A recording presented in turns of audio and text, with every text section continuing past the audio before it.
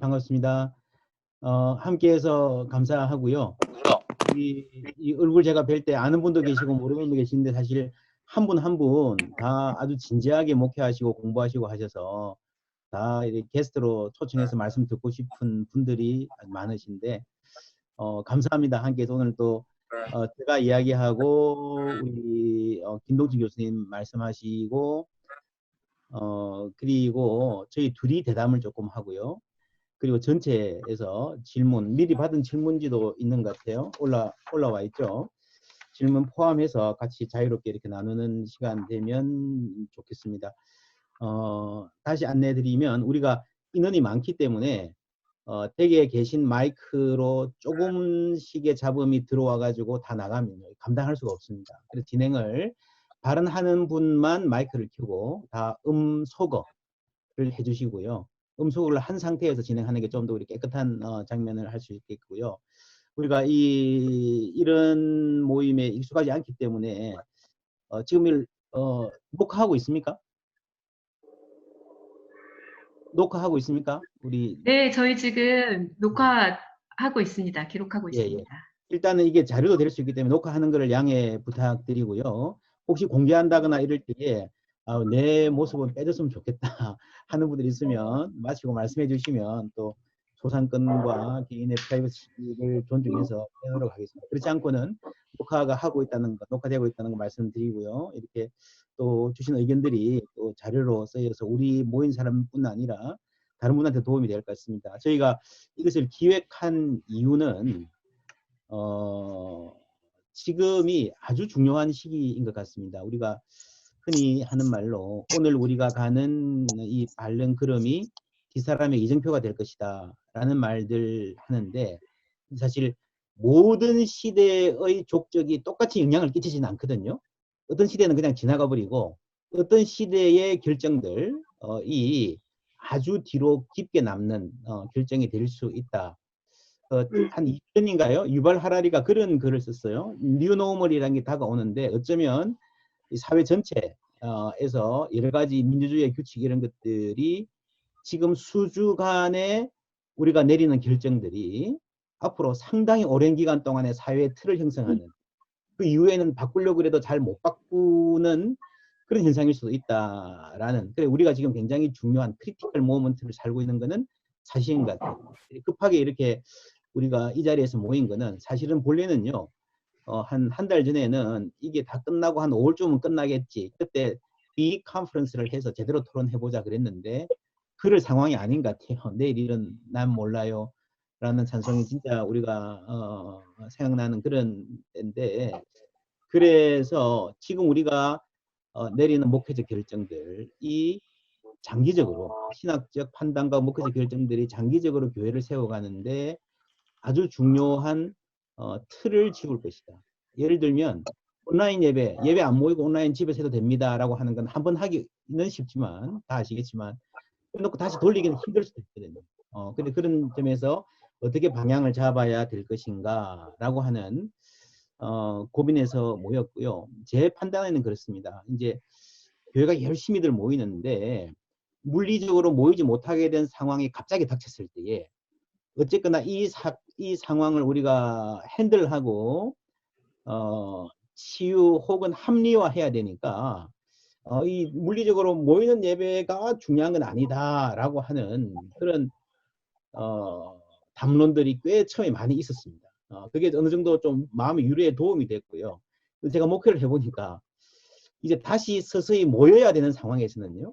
그때 급하게 내놓았던 담론들이 오히려 모이는데 장애가 되는.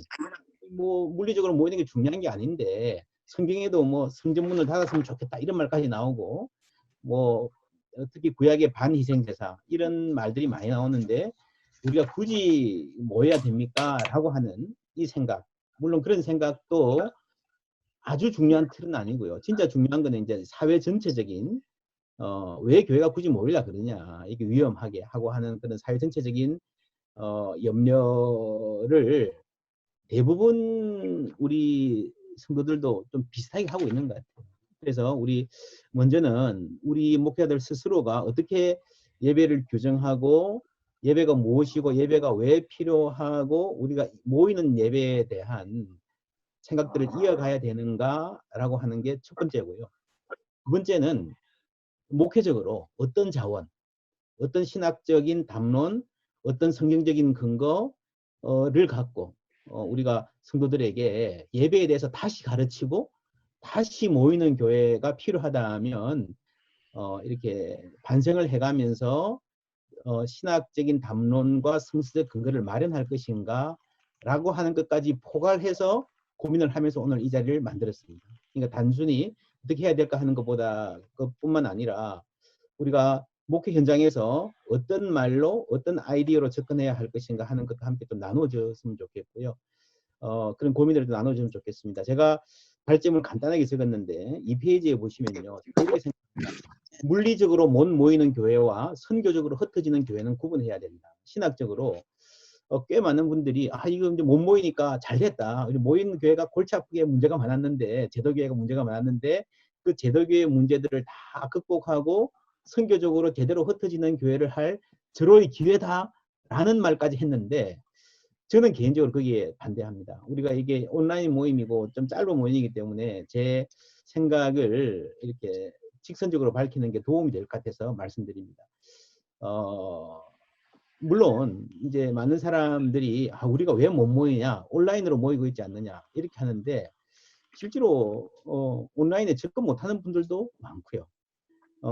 그 온라인 예배의 그 밀도가 떨어지는 것은 말할 수도 없고 접근할 수 있어도 이렇게 제대로 처음부터 끝까지 쭉 앉아서 제대로 예배 드리지 못하는 분들도 많고요.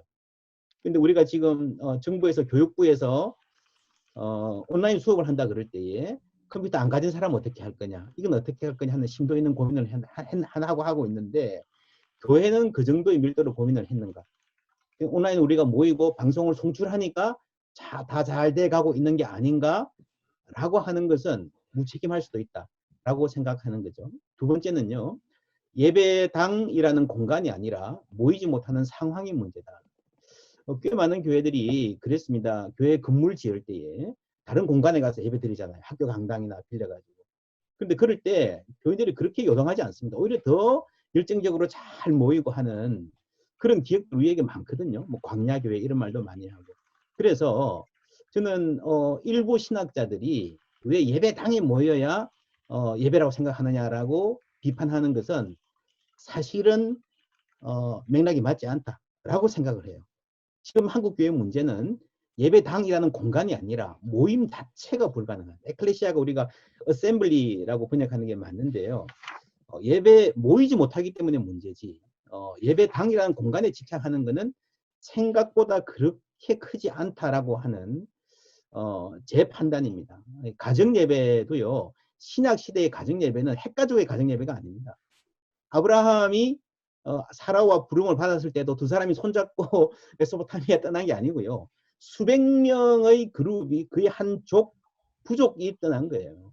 그래서 우리가 성경에서 생각하는 가정예배와 핵가족의 가정예배는 완전히 다르다. 이게 일방적으로 등치시키면 안 된다라고 하는 말씀을 드리고 싶고요. 3번은 선교적으로 흩어지는 교회는 역동적으로 모이는 교회에 의해서 가능하다. 그 중심은 예배다.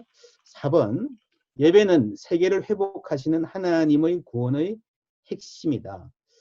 엔티 라이트나 그레고리 비엘 같은 사람들의 요 최근에 성경 연구들은 결국에는 하나님의 구원의 가장 궁극적인 목적이 예배다. 그리고 그것을 이루어가는 선교적 역동성도 예배를 통해서 형성되는 공동체, 몸의 습관, 문화, 세상과 차별되는 문화에 의해서 가능해진다라고 하는 대목을 굉장히 많이 강조합니다. 그래서 구약 성경에 말라기예요. 성전문을 닫았으면 좋겠다라고 하는 것을 우리가 윤리적으로 주로 해석하는데 이것도 철저히 제신학 안에서 나온 겁니다. 너희들이 저는 걸 가져와서 총독에게 드려봐라. 총독이 간합하겠느냐 이런 이야기고요. 구약에 나오는 그 엔타이컬틱 그 프로페시 반제의적 그 예언들도 결국에는 참된 제의를 회복하라는 말이지 그 자체가 반제의가 아니거든요. 제임스 스미스, 5번에는 제가 제임스 스미스 잠시 인용했고요. 예배를 통해서 기독교, 서구 기독교 중심의 가장 큰 오류가 뭔가 하면은 인텔렉츄얼리즘. 사람의 생각이 바뀌면 행동이 바뀔 거라는 거죠. 좋은 신학을 가르치고 좋은 생각 세계관을 넣어주면 행동이 바뀔 거라는데 그렇지 않다. 사람은 무엇을 사랑하는가, 그리고 반복해서 행해지는 리추얼에 의해서 사람의 몸이 변해야 진짜로 변화되는 거고, 그거는 예배하는 공동체를 통해서 빚어져 간다라고 하는 것, 많은 분들이 잘 알고 계시는 부분들입니다. 그리고 이어서 그런 기독교 예배는 불가피하게 물질적이고 육체적이다. 이게 영지주의와 교회를 정통 교리를 가르는 굉장히 중요한 부분이죠. 이게 아마 유해령 교수님 말이었던 거 제가 기억하는데요. 제가 그런 이야기 있었습니다. 한 신학생이 교수님에게 물었습니다. 지하철 타고 가면서 기도해도 기도 아닌가요?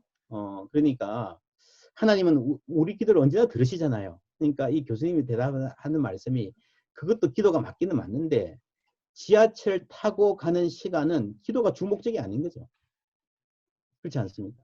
그래서 구약의 성전에 올라가는 노래라고 하는 게 굉장히 중요한, 그 발걸음부터 이 예배의 의미가 있듯이 아침에 집에서 샤워하고 시간 맞춰서 일어나고 옷을 입고 자동차를 타고 하는 그 전체의 몸의 행위가 예배를 구성하고 사람을 만들어 간다는 거죠. 그런 부분을 우리가 놓칠 수가 없다라는 생각이고요. 7번에 일상의 예배는 주일 예배를 통해서 강화된다. 이 부분은 우리 김 교수님도 같이 동의하시는 부분인 것 같아요. 8번은 복음에는 그리움의 DNA가 있다. 인정, 우리가 제가 화면에 지금 잘 보이시죠?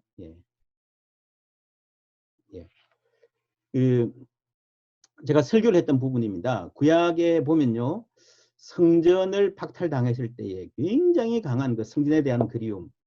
다니엘도 성전을 향해서 문 열어놓고 기도했잖아요.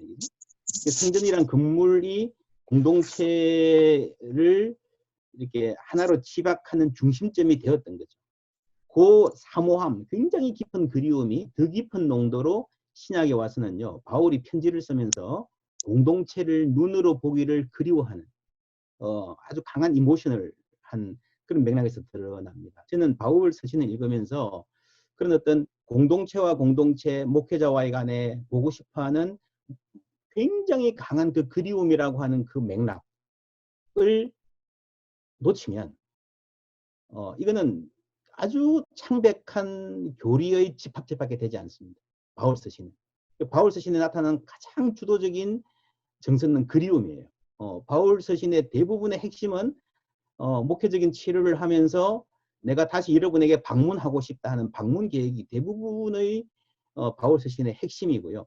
데살로니가전서 2장에 보면은 형제들아 우리가 잠시 너희를 떠난 것은 얼굴이요 마음은 아니니 얼굴이요 마음은 아니니 해서 마음으로 보니까 괜찮다가 아니라 너희 얼굴 보기를 열정으로 더욱 힘쓴다라고 이야기하는, 그러니까 영으로 함께하면 몸으로 보고 싶어하는 필요가 해소되는 게 아니라 더 강해진다는 거죠. 그게 바울의 생각이었고 바울 신학의 뿌리에 해당한다라고 보고 있고요.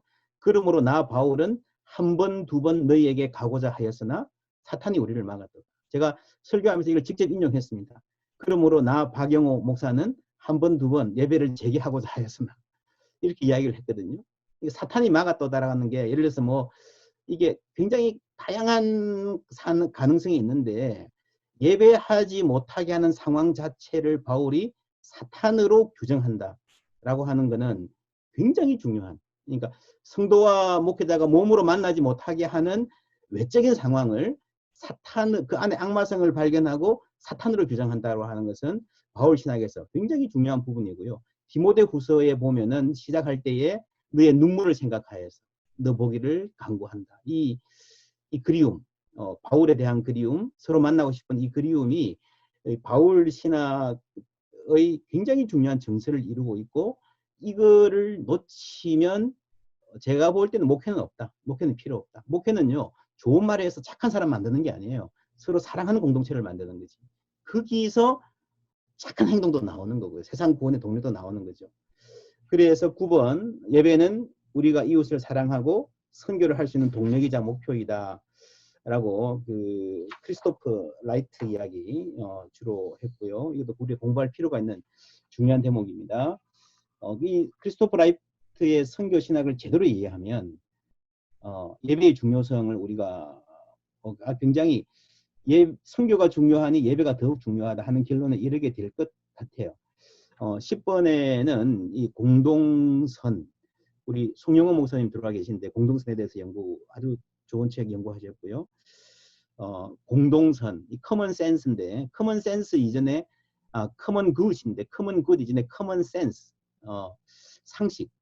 교회가 너무 비상식적인 집단으로 비춰지는 뭐 신천지하고 뭐 다를 바 있느냐 이런 부분을 우리가 극복을 하고 공동선을 위해서 노력하고 그 위에 기독교의 예배에 대한 어떤 독특성을 우리가 주장해야 되지 않을까 하는 요 10가지 정도로 해서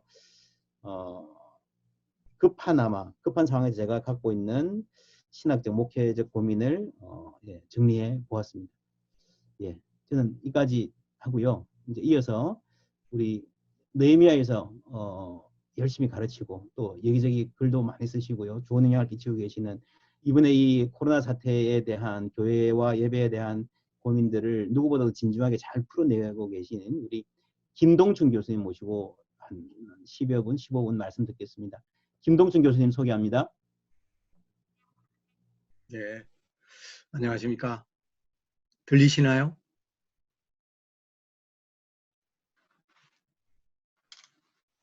예. 저는 얘기하지만 여러분들의 목소리, 뭐 대답하거나 이런 소리는 들리지 않는가 보죠? 예, 알겠습니다. 예. 김 교수님 아멘 소리가 있어야 이렇게 좀 피를 받는 스타일이신가 보죠. 예. 아니요, 그런 건 아니에요. 지금 그거는 박 목사님이 지금 목회에 너무 젖어 계셔가지고 지금 그러시는 것 같고, 예. 예. 사실 뭐 오늘 새벽까지 잠을 못 자고 이렇게 거의 한 6시쯤 잠들었다가 다시 일어나서 이렇게 하고 있습니다. 네. 목사님께서 좋은 얘기 많이 해 주셨는데요. 요 앞에 지금 무슨 영문으로 이름이 뜨는 거는 저만 이렇게 그런가요?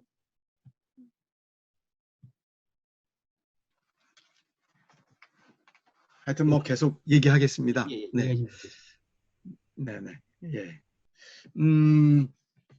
저는 예배의 중단, 그러니까 예배가 왜 중요한가 이런 얘기부터 하기보다는 한국교회가 먼저 예배 중단을 시도하게 된 그 의미에 대해서 좀 먼저 말씀을 잠깐 드리려고 그래요. 예.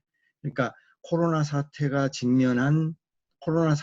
발생했을 때 한국교회가 예배 중지를 즉각적으로 방향을 전환했던 그 배경이 무엇이 있을까 하는 것을 좀 말씀을 드리려고 합니다. 예. 이것도 우리가 앞으로 얘기해야 될 어떤 대화의 배경이 좀 있을 것이라고 생각하는데요.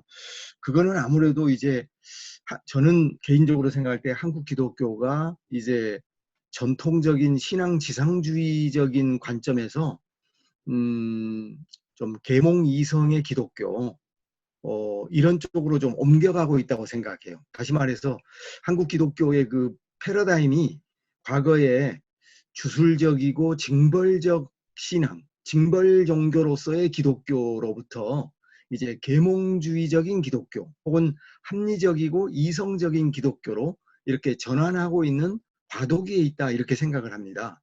그래서 정부 당국이, 그러니까 보건 당국이 우리가 이제 그 전염병의 확산을 미연에 방지하기 위해서 교회의 예배를 중지해야 된다라는 이런 권장이 들어왔을 때 교회가 거기에 대해서 별 저항 없이 이렇게 같이 따랐던 거죠. 예. 물론 처음부터 뭐 교회가 능동적으로 그런 것은 아니었습니다.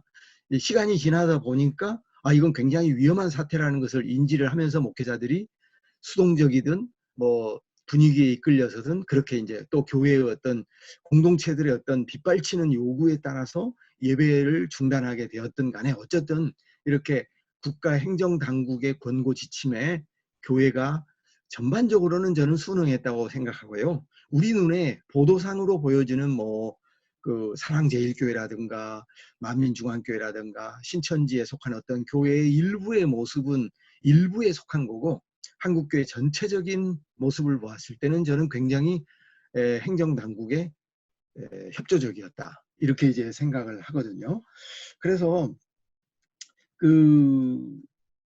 왜냐하면 이런 엄청난 대재앙이 불어닥쳤을 때 기독교인들이 혹은 기독교가 이것을 해석하는 관점이 좀 있어요. 몇 가지. 전통적인 관점은 뭐냐면은 주술적, 징벌적인 해석이 있고요. 그러니까 이거는 하나님께서 어떤 뭐 우한을 치기 위해서 하나님이 지금 손을 들으신 거다. 혹은 하나님께서 신천지를 치기 위해서 이렇게 한 거다. 막 이런 어떤 해석들이 있는 거죠.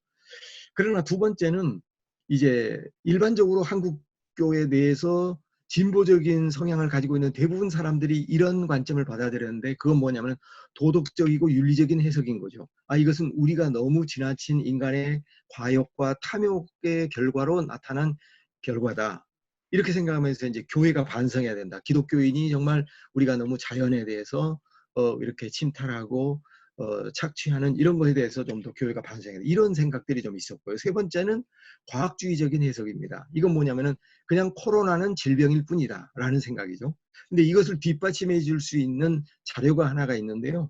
한국 기독교 언론 무슨 단체에서 설문조사를 했더라고요. 그래서 코로나 사태가 가지고 있는 의미가 뭐냐 이렇게 했을 때 불과 한 20점 몇 % 정도의 사람들이 이것은 하나님께서 역사하시는 어떤 섭리적인 징벌적인 의미가 있다, 이렇게 이제 생각하고, 한 70% 정도가 이것은 단지 과학적인 문제이다, 즉 코로나는 코로나일 뿐이다 라고 이렇게 해석하더라고요. 이건 굉장히 과학주의적인 해석인데, 뭐 이것조차도 다 온당하다고는 할 수가 없지만 그렇게 이제 해석을 하는 거죠. 그래서 이런 면에 있어서 어떤 사태를 바라보는 교회의 해석에 많은 변화가 있었다, 이런 생각을 하게 되고요. 또 하나는 한국교회가 예배를 중지한 이 면에는 공동선의 발휘, 이런 점이 있다고 생각해요. 그래서 이제 우리가 예배를 포기함으로써 교회 현장 예배를 포기함으로 해서 보다 더 전체 사회의 공공의 이익을 도모하기 위해서 교회가 국가의 어떤 권고에 협력해야 한다 하는 그런 어떤 생각을 하게 됐고, 뭐 이렇게 생각할 수가 있을 것 같습니다. 그런데 문제는 우리가 현장 예배를 포기한 것은 이거는 예외 상태에서 나온 것이지 이건 정상적인 것이 아니라는 거죠. 이건 굉장히 임시적인 방편이지, 지금 이렇게 현장 예배를 포기하고 영상 예배라든가 사이버적인 그런 예배를 했다고 해서 이 예배가 계속 지속되리라고 이렇게 생각할 수는 없을 것 같아요. 그런데 여기에 대해서 이제 약간의 과잉 해석을 하는 여러 젊은 이제 목회자나 이런 분들 가운데는 앞으로 한국 교회가 코로나 사태 이후에 예배적 환경은 많은 변화가 있을 것이다, 이런 말씀을 하기도 했는데, 오히려 이제 다른 일각에서는 그렇지 않다, 오히려 현장 예배의 중요성, 인격적인 예배의 중요성, 대면적 예배의 중요성에 대한 필요가 훨씬 더 많이 제기가 될 것이다, 이렇게 이제 생각하는 사람들이 이제 있습니다. 그래서 저는 이제 두 번째로 생각해 보는 것은 이 코로나 사태 때문에 교회가 이제 영상 예배로 대체되었을 때 초래할 수 있는 그 부정적인 측면이 뭘까라고 했을 때 저는 긍정적인 측면이죠. 긍정적인 측면과 부정적인 측면이 있는데요. 그건 뭐냐면은 만약에 우리가 이렇게 영상 예배가 가속화되었을 때, 예를 들어서 지금 교인들이 주일마다 벌써 한 7주 정도를 가정에서 화면을 통해서 컴퓨터 앞에서 TV 앞에서 예배를 드리게 됐을 때, 이거는 그렇지 않아도 지금 한국 사회가 개인주의화가 훨씬 지금 가속화되고 있지 않습니까? 나 홀로 볼링이라는 그런 책에서 말하고 있는 것처럼 지금 현대 사회는 매우 혼밥, 혼술, 홀로 사는 삶이 긍정적으로 이제 평가되고 있는 그런 경향이 많습니다. 그런데 이건 사실은 이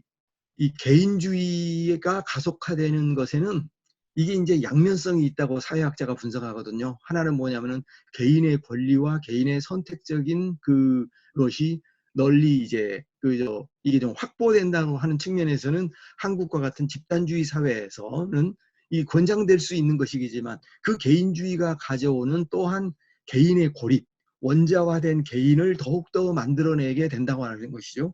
근데 교회 예배라는 것은 하나님께 우리가 수직적으로 영적으로 만나고 하나님 말씀을 듣고 성찬을 나누는 그런 의미만이 있기도 하지만 사회적 기능이라는 게 있잖아요. 인격적으로 서로 교제하고 친교를 나눔으로 해서 우리가 홀로가 아니다. 그리고 우리는 공동체다. 우리는 함께 있고 더불어 살고 있는 새로운 어떤 하나님의 사회를 구성하고 있다.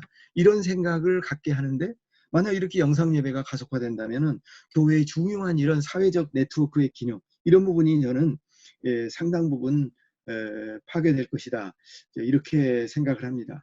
그 다음에 또 한 가지는 이 영상 예배의 한계가 너무 분명해요. 지금도 저도 이제 몇 주 동안 이렇게 저희 식구들이 하는 걸 보고 있지만은 물론 저는 이 소수의 공동체가 있기 때문에 10명 이하의 공동체가 있기 때문에 계속해서 예배를 지금 드려왔습니다만은 실제로 그 예배가 예배처럼 되어 있지 않아요. 사실은 분위기가 매우 혼잡스럽고 정말 거기서 어떤 하나님과의 어떤 만남이라는 어떤 경건성을 확보하기는 상당히 어렵습니다. 매우 혼란하고 또 그리고 대다수 많은 크리스찬들이 아마 이 영상 예배가 제대로 지켜졌는지도 저는 의문스러워요. 그래서 아마 거의 그냥 예배를 대충 때우는 식으로 이렇게 되는 경우도 많이 있었을 것이다. 이렇게 생각을 합니다.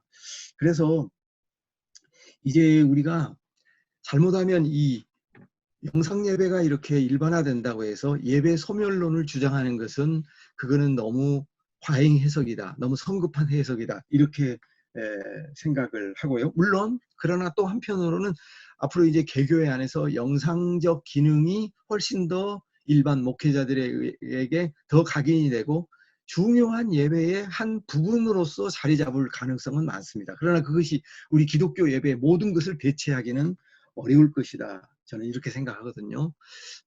예를 들어서 지금 물론 카톨릭 교회도 미사를 중지하고 있고 성공회도 그렇게 하지만 성공회나 카톨릭 같은 예전 중심의 교회에서도 앞으로 이후의 예배가 중단될 것이다. 이런 예측을 하기는 참으로 좀 어렵다고 생각을 합니다. 그래서 저는 결론적으로 우리의 얘기를 너무 많이 할 필요는 없을 것 같고 그래서 예배에 대한 의미 발견 이것이 훨씬 더 이제 앞으로 중요한 그런 것이 됐다고 생각하는데요. 근데 중요한 것은 이런 거죠. 과연 우리 개신교 안에 예배에 대한 재발견, 예배의 의미 발견을 할 수 있는 신학적인 자원이 얼마나 있는가 하는 거죠.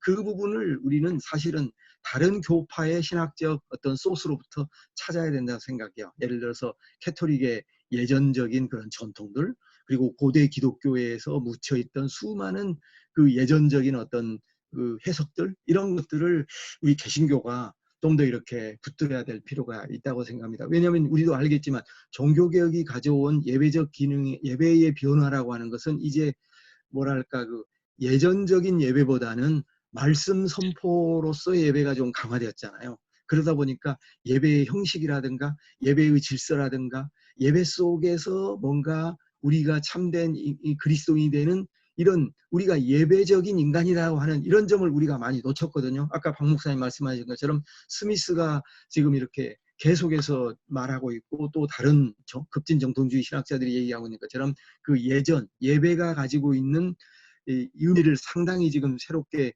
제시해주고 있지 않습니까? 이런 것들이 아마 우리 개신교 목회자들에게 굉장히 좀 진지하게 질문될 필요가 있다고 생각합니다. 그래서 예배로부터 분리된 그리스도인이란 과연 그게 가능한가 하는 거죠.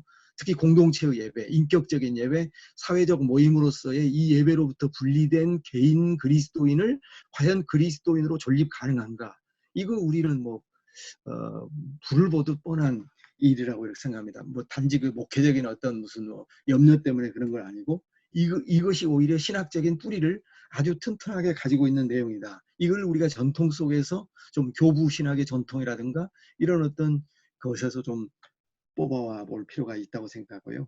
지금 한국 교회가 이제 예배, 즉 우리가 말하는 지금 교회적 예배를 말하죠. 현장 예배, 즉 우리가 교회당에서의 예배가 상당히 좀 비난을 받고 이렇게 되고 있는 이유 중에 하나는 사실은 이게 지금 현재 한국 기독교회 안에 널리 만연되고 있는 교회 혐오증 내지는 예배 혐오증 때문이라고 생각하거든요.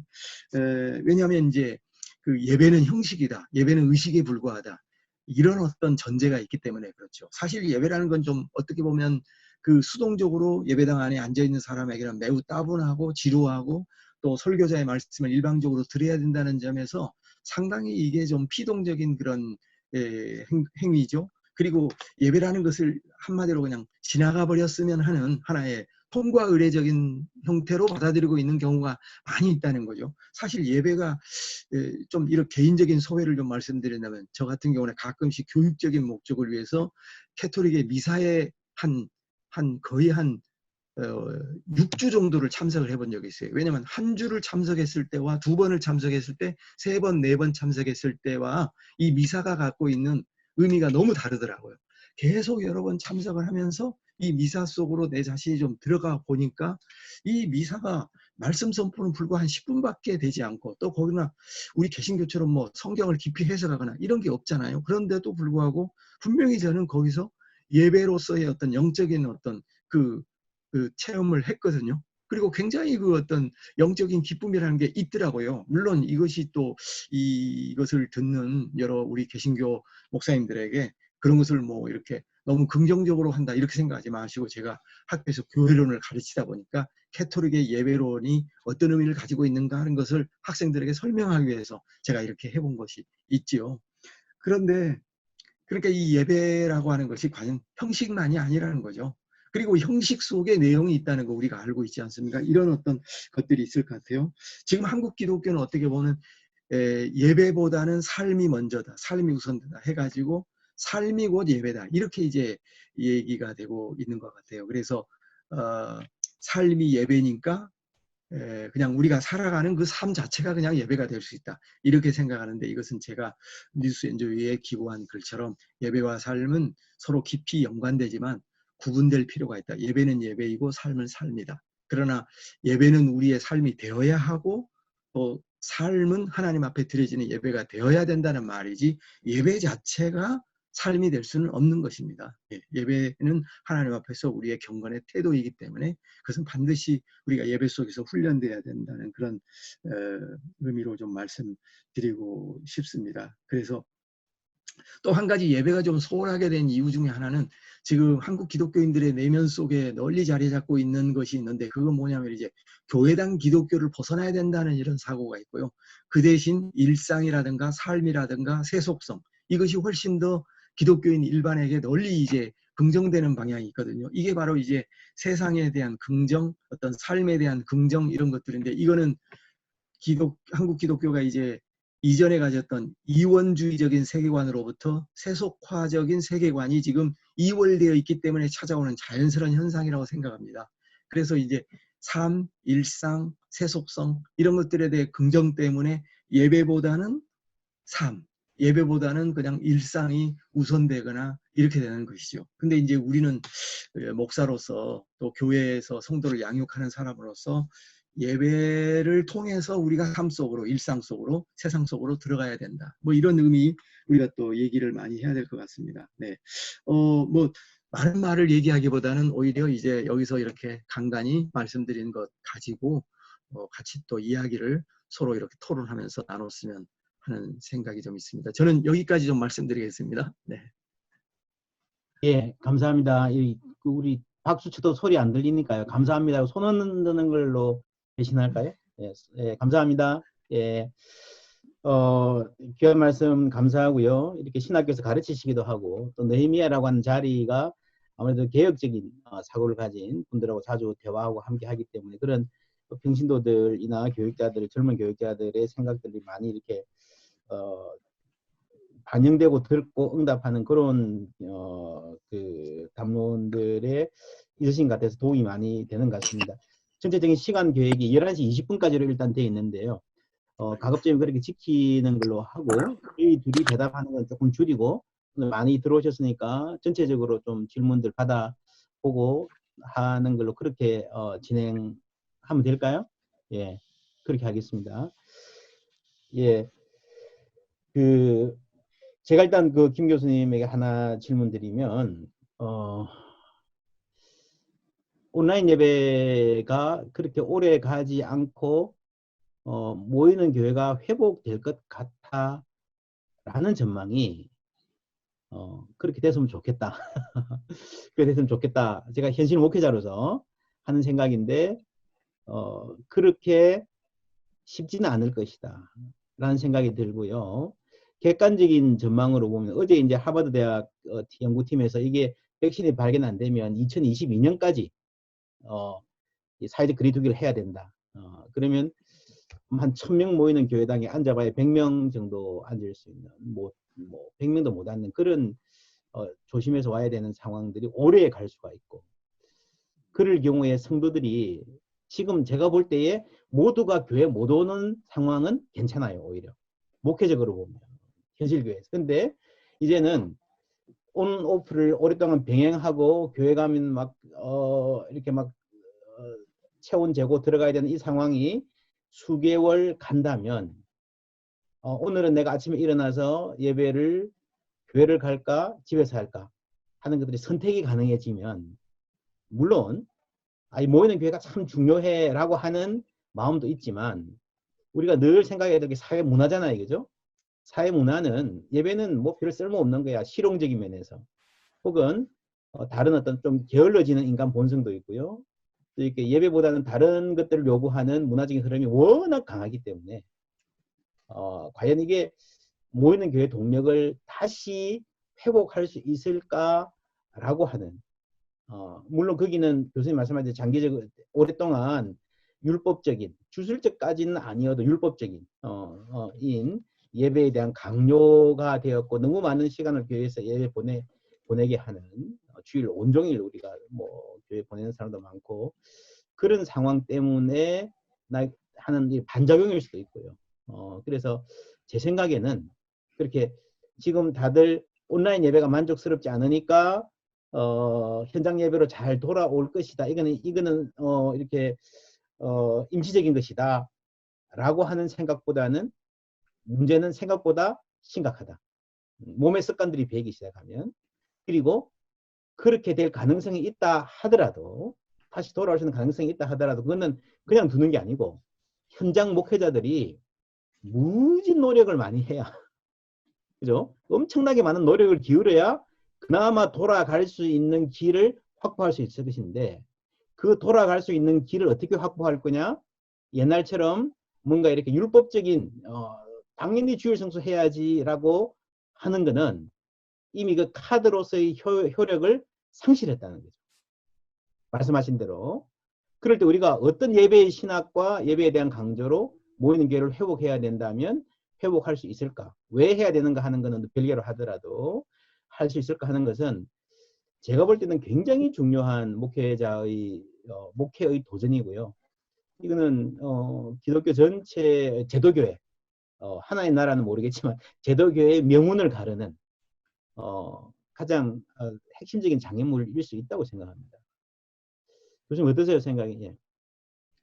네, 그래서 아마 저는 아무래도 현장 목회자가 아니기 때문에 너무 좀 간단하게 생각했던 것 같아요. 이 코로나 사태가 예를 들어서 장기적으로 간다. 예를 들어서 뭐 2020년까지도 이렇게 진행되고 또 계절적으로 반복될 수 있는 그런 상황이 된다고 했을 때, 이렇게 이제 예배가 이제 중단되는 상황이 된다면, 정말 그렇게 된다면 이 예배의 방식의 일대 대전환이 와야 되겠죠. 예를 들어서 한 개교회의 그 공간에 모이는 그런 형태의 예배는 아마 포기를 해야 될 겁니다. 만약 장기화된다면. 그렇게 되면 이제 그룹별 예배가 가능해야 될 거다. 예를 들어서 가정을 중심으로서 가족 단위로 모이든지 아니면 구역 단위에서 모이든가 해가지고 전염병의 그 감염의 위험을 최소화하는 방향을 가지고 이렇게 해야 된다. 그렇게 하려면은 사실 지금 그 가정교회 내지는 셀교회의 기능과 같이 어떤 한 그 구역이라든가 셀의 리더가 거의 목회적 어떤 기능을 이렇게 위임받아서 해야 된다.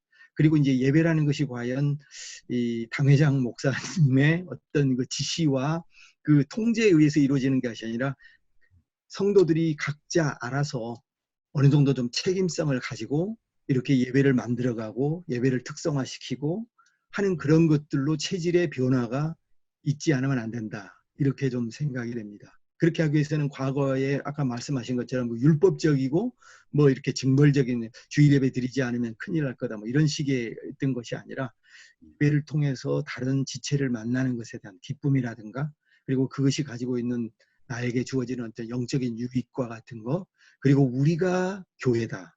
바로 지금 보이고 있는 이 소그룹이 바로 교회다라고 하는 그 자의식을 가지면서 할 수 있는 그런 방향으로 훨씬 이렇게 가야 될 것 같아요. 그러면서 이제 교회의 중앙에서는 그 개별 그룹이 예배를 드리고 신앙을 나눌 수 있는 자원들을 그 내용적인 자원들을 네트워크를 통해서 제공해주고 이렇게 해서 교회가 기능을 유지하도록 하는 뭐 그런 방식을 생각해 볼 수 있을 것 같고요. 또 하나는 뭐 그냥 얼핏 드는 생각은 보네퍼가 핑켈발데 신학교에서 이제 학생들을 양육하고 그랬을 때 게마인자미스 레벤스라 해가지고 신도의 공동생활이라는 책을 썼지 않습니까? 거기서 이제 말하는 걸 이제 홀로 있는 삶과 함께하는 삶, 이 이제 두 가지를 이제 같이 얘기를 했습니다. 그래서 우리가 하나님 앞에서 때로는 홀로 있어야 되기도 하고 또 그러나 형제들과 함께 더불어 있어야 된다고 하는 그런 생각을 한 것처럼 우리가 꼭 교회에 모여야만 되는가?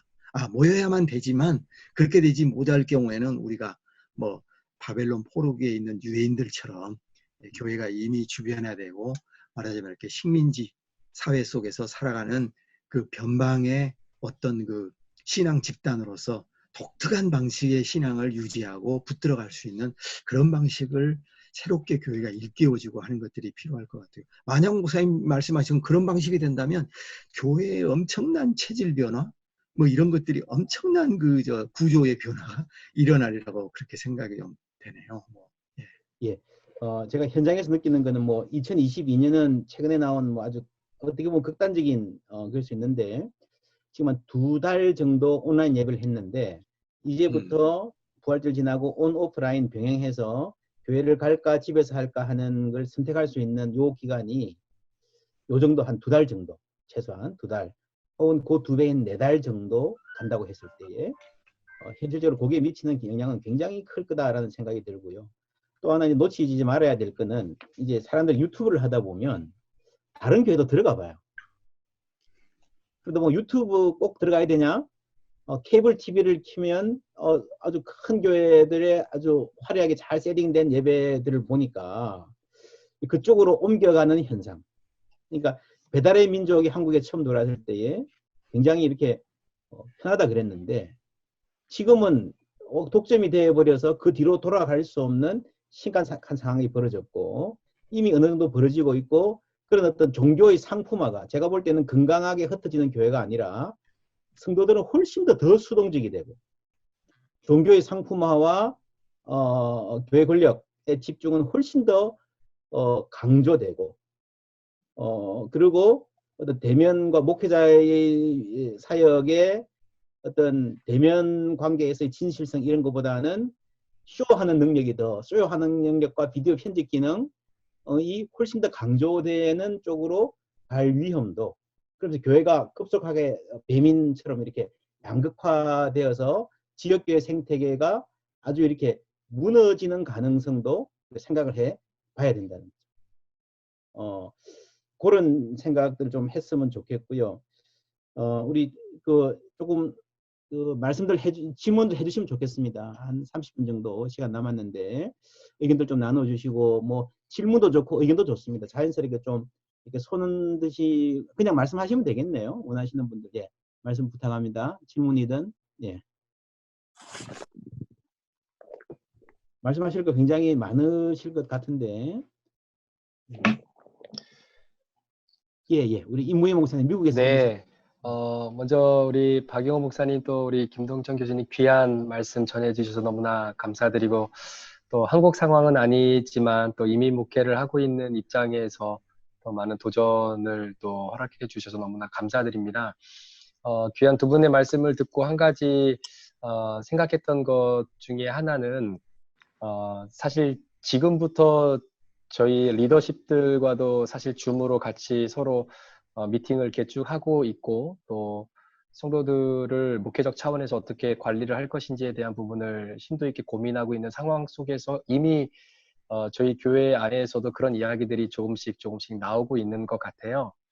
온라인 예배가 너무나 뭐 은혜스럽고 뭐 너무나 좋다, 뭐 여기까지는 충분히 이해가 되는데, 이제 문제는 그거를 앞으로도 좀 열어줬으면 좋겠다라는, 이렇게 하이브리드로 열어줬으면 좋겠다라는 이야기, 또 그런 분들의 어떤 이야기나 또 담론을 들어보면 또 충분히 이해가 되어지지만, 신학적, 또 예배학적으로 봤을 때는 사실 저는 그것은 좀 옳지 않다고 생각은 하는 부분은 좀 있는데요. 제가 드리고 싶은 질문은, 지금 예배라는 것 자체가 이렇게 장기화가 되어져서 이렇게 함께 모이는 공동체로서의 예배가 힘들어지지 않을 거라는 것을 가정으로 제가 말씀을 좀 드리고 싶습니다. 이제 저는 그렇게 보고 있고요. 예를 들어서 주일날 드리는 현장 예배는 저희가 함께 모여서 예배를 드리지만, 그 외에 교회를 와서 행했던 다른 여러 가지, 예를 들면 기도회라든가 뭐 성경 공부라든가 어떤 이런 부분에 대해서는 그 현장 안에서만 이루어지지 않아도 온라인으로도 충분히 그것들이 커버가 될 수 있지 않을까. 예를 들면 뭐 새벽 기도회라든가 아니면 금요 기도회라든가, 그러니까 이런 부분들은 훨씬 성도들의 입장에서는 삶의 현장에서 그날 와서 예배 시간을 지키는 어떤 순종적이고 율법적이면서도 또 하나의 어떤 자신의 신앙을 표현할 수 있는 그런 자리라고도 이때까지는 알고 있었지만, 그렇지 못한 분들에게는 오히려 온라인으로 그것을 대체해 줌으로 인해서 참여하지 못했던 어떤 그 길티한 마음을 나름대로 해소할 수 있고, 또 그것으로 인해 본인이 은혜를 누릴 수 있는 그런 기회가 주어졌기 때문에, 예배는 우리가 함께 모여서 드린다 할지라도 그런 부분은 좀 열어주면은 좋지 않겠는가라는 이견들이 사실은 지금도 계속 들어오고 있기는 합니다. 예, 그래서 사실 제가 오늘 이 컨퍼런스를 제가 이렇게 신청했던 이유도 그런 부분에 있어서 우리 교수님의 의견, 또 우리 다른 목회 우리 동역자분들, 또 선배 목사님들의 의견을 좀 한번 듣고 싶은 생각도 좀 있었고요. 예, 그 부분에 대해서 조금 한번 설명해 주시면 어떨까 하고 한번 말씀드려봅니다.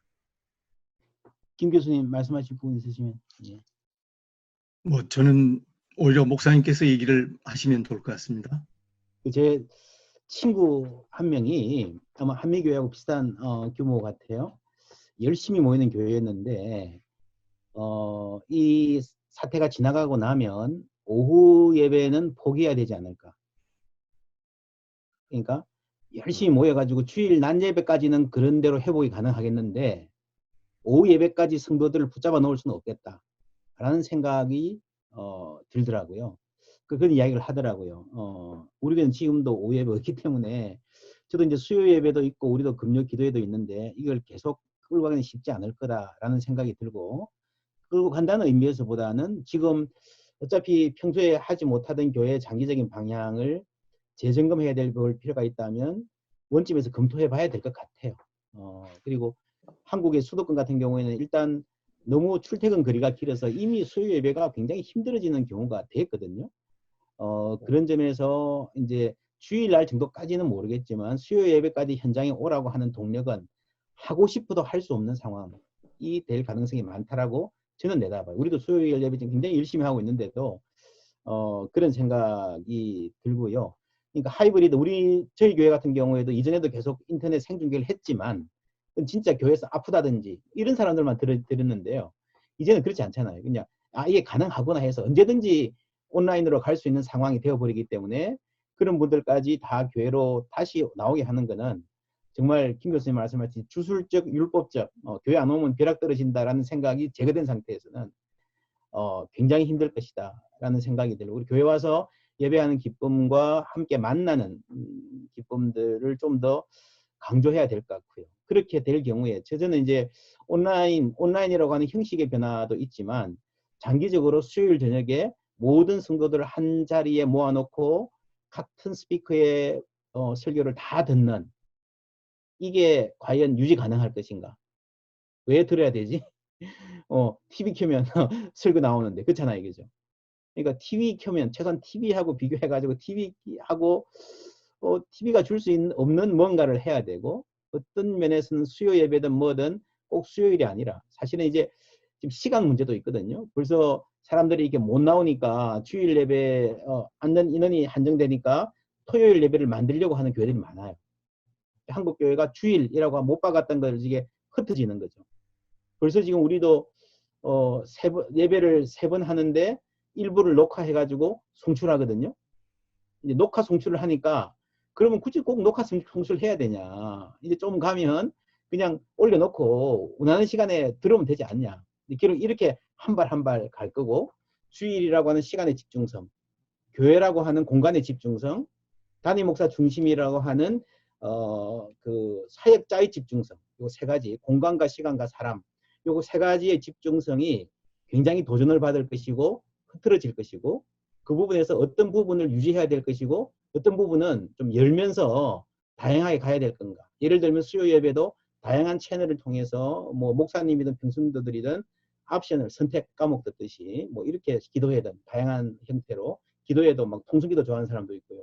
떼제 스타일 좋아하는 사람도 있고 혹은 다른 뭐 공부를 하더라도 하는 가능성도 필요하고 그런 부분에서 많은 교회 안에서의 다양한 잔가지들을 교회가 크든 작든 만들어내는 집중도를 떨어뜨리면서 좀 다양성을 확보하고 대신에 제 개인적인 생각은 주일 예배의 중심성과 집중성은 최대한 확보해서 교회 전체의 기둥으로 삼아 나가고 그런 전략이 필요하지 않을까 생각이 들어요.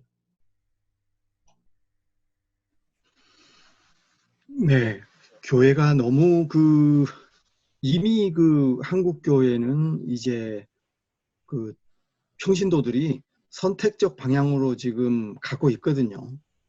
무슨 말이냐면은 이미 이제 과거에 어떤 한 목회자의 설교를 일방적으로 듣는 시대로부터 본인이 원하는 설교를 이제 테이프를 통해서 듣다가 이제 최근에는 영상을 통해서 이제 이 채널 저 채널을 번갈아 가면서 원하는 그 설교를 듣는 거죠. 근데 그거는 예배하고는 완전히 구분된다고 생각해요. 그러니까 설교만을 이렇게 선택적으로 취득해서 듣는 것이지 그거는 예배가 될 수는 없다. 우리가 분명히 그렇게 얘기를 해야 될 것 같고, 그리고 또 이제 어떤 대형교회가 가지고 있는 어떤 물량적인 문화적인 어떤 뭐 준비들 이런 것들을 가지고 뭐 배달의 민족처럼 그렇게 하는 이런 것들은 이제 자본주의 사회에서 훨씬 더 이제 그런 것들은 이제 교회 안에도 이미 유사한 형태는 있다고 보고, 예를 들어서 뭐 차량을 운행한다거나 뭐 이런 거 있지 않습니까? 이런 것들이 이미 그런 것들이 이루어졌는데, 다만 이제 예배를 화상으로 이제 드리고 그 화상 예배를 이제 선택적으로 취사 선택해서 하는 그런 것들은 이제 이번 코로나를 계기로 해서 더 일반화될 가능성이 많다고 그랬는데, 하여튼 그런 면에 있어서 목회자들이 조금 더 고집을 부린다고 할까? 좀 더 자기의 예배적 소신 이런 것들을 좀 분명히 가지고, 특히 이제 공간에서의 만남, 한 공간에서의 성도들끼리의 만남, 이것이 가지고 있는 의미를 상당히 많이 좀 목회자들이 재발견하면 좋을 것 같아요. 그래서 육화된 예배, 그렇게 뭐 사이버적으로 이렇게 공간을 초월해가지고 모여 있으면 그 예배가 될 수 있다. 이거는 그러니까 임시적이다. 이거는 어떤 예외적인 상태에서만 되어지는 것이지, 진정한 예배는 모든 성도들이 적어도 한 공간에 와서, 그리고 저는 공간이 사람을 변화시킨다고 생각해요. 우리가 이제 회사에서 가정에서 지낼 때 하고 교회라는 공간에 왔을 때 우리의 말씨와 우리의 표정이나 이런 것들이 많이 달라지거든요. 그거는 바로 교회라는 공간이 주는 그 영적인 힘이라고 생각합니다. 그런 것들을 우리 목회자들이 굉장히 소중하게 생각을 해야 되고, 그것들을 좀 만들어 가야 되고, 네. 그래서 예배를 세분화하거나 예배를 이렇게 소그룹화하는 것은 그렇게 해야 되겠지만, 쉽게 예배를 이렇게 뭐 화상으로 넘겨주는 이런 것에 대한 유혹이나 이런 부분들은 정말 코로나 사태가 다시 재현되지 않는 한 그런 부분은 교회가 좀 신앙적으로 아주 훈련을 시키고 그렇게 하는 것이 좀 필요하다 생각합니다. 아무래도 저는 현장에 있지 않다 보니까 이렇게 좀 성도들의 그 필요에 민감한 변화를 저 자신이 덜 둔감하게 느끼고 있는지는 모르겠습니다. 네. 그래서 이제 우리가 예배당 교 이런 말도 나오지만 공간이 중요하다는 말은 굉장히 중요한 포인트고, 그런데 사실은 정확하게 말하면 공간이 인간의 행동을 결정한다기보다는 공간에 대한 인간의 해석, 인지가 결정을 하는 거죠. 회사라는 공간이 있어서 여기는 회사처럼 행동해야 된다 생각해도 꼬마들을 갖다 놓고 그냥 놀아라 그러면 막 아무 데나 가 놀거든요.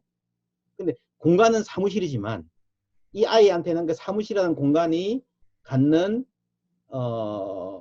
문화적 특성에 대한 해석이 없기 때문에 그냥 놀이터인 거예요. 그냥 놀이터.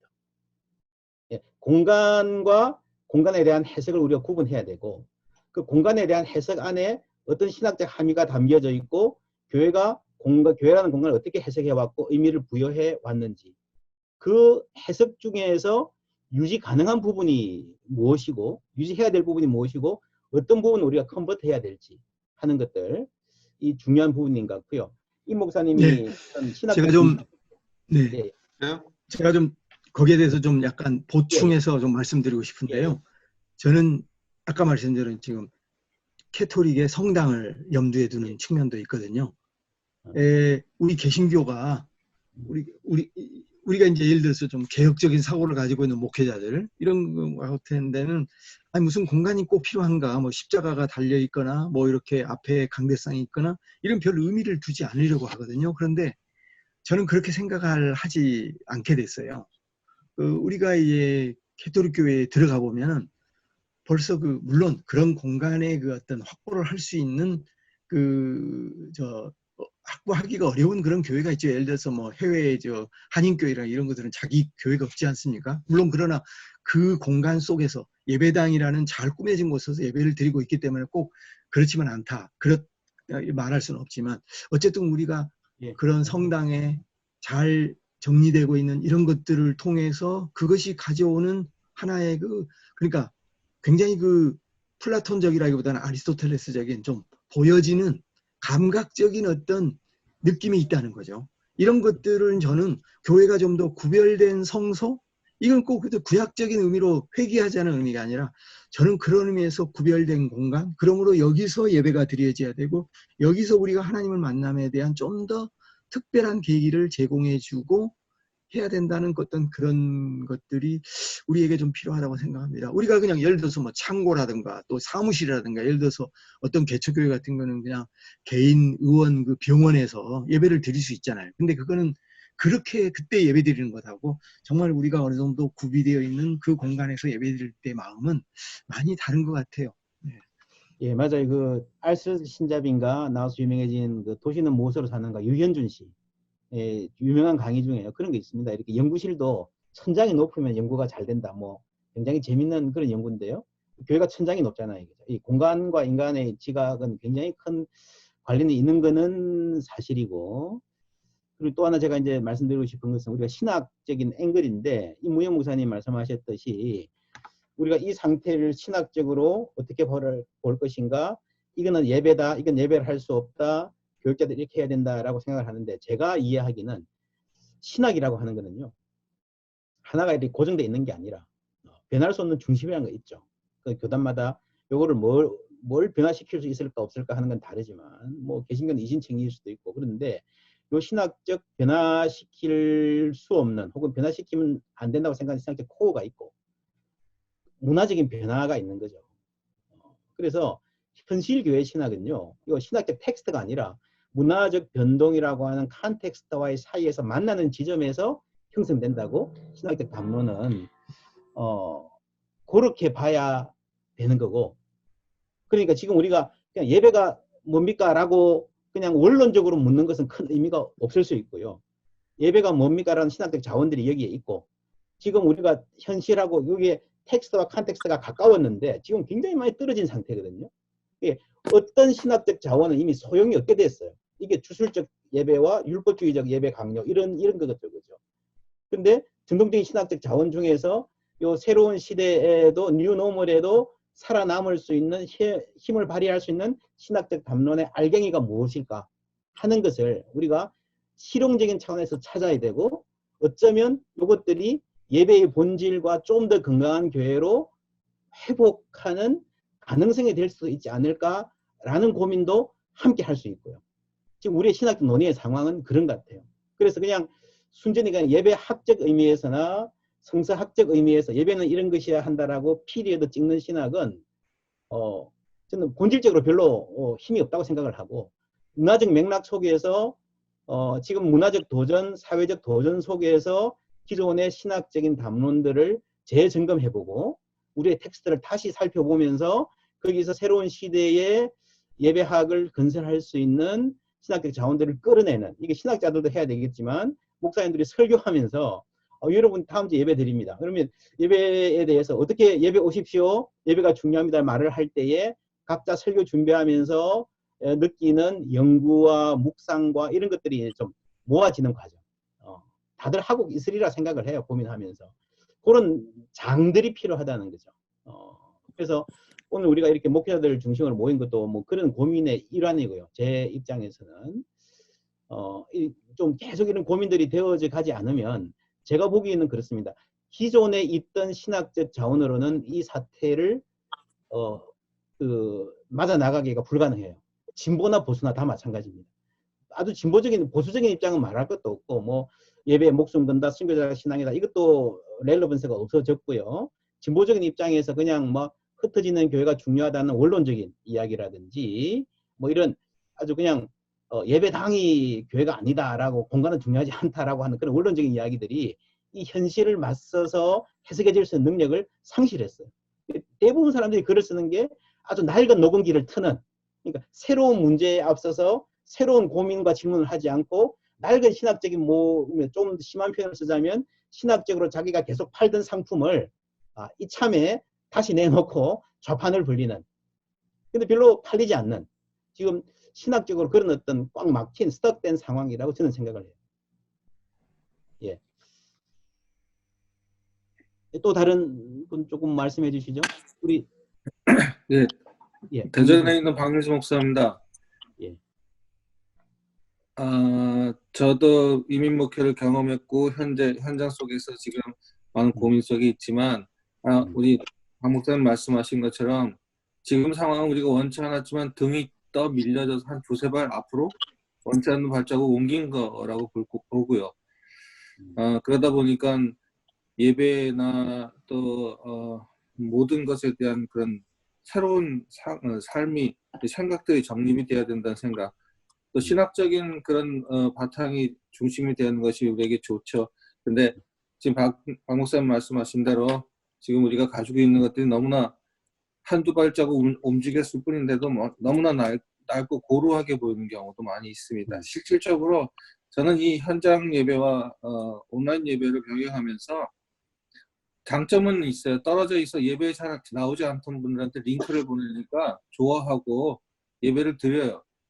예배를 드렸다고 인증샷도 찍어주시고 그런 거는 저한테 굉장히 이렇게 고무적인 거가 되죠. 그런데 아까 목사님 먼저 발제하실 때 할 때 나타났던 그 그리움의 DNA, 이 성도들이 예배당을 와서 예배드리는 걸 그리워해요. 참 고맙다 생각했는데 조금 더 조심스러운 건 이분들이 그리워하는 것이 정말 모여 예배하는 그 예배 열정인지 아니면 그 안에 성령의 임재하심을 간구하는 것인지 단순히 그리워하는 건지, 예배 만나서 서로 인사하고 나누고 인사하고 밥 나누고 뭐 이랬던 그런 것들만 그런 것만 기억하는 거 아닌가 이런 생각들을 들 때가 있어요. 그러다 보니까 그 공간, 예배 공간, 그 현장 이런 것들에 대한 고민이 생기더라고요. 그리고 저는 이제 예배 같이 참여합시다는 의미로 이제 그 한 달치 본문도 미리 드리고 제목도 드리고 해서 같이 기도하고 예배 참여합시다 이런 얘기를 하지만 아무도